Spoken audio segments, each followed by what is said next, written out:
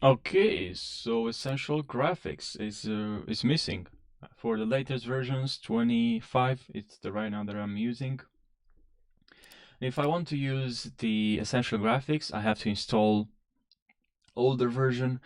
I have to install Premiere Pro 24.0 version, and so I can get Essential Graphics. But apparently they just move things around. So here, when I select the captions, usually I'll have to go here to Essential Graphics and change the properties, right? But now, in the latest version, I hope you're gonna find this helpful, 2025. That version is 2024. You're gonna have to highlight your captions and then go to Window, and then here in Properties, now is located here. Now I didn't know, so I was quite confused. So here in Properties, now you'll be able to find properties for your captions.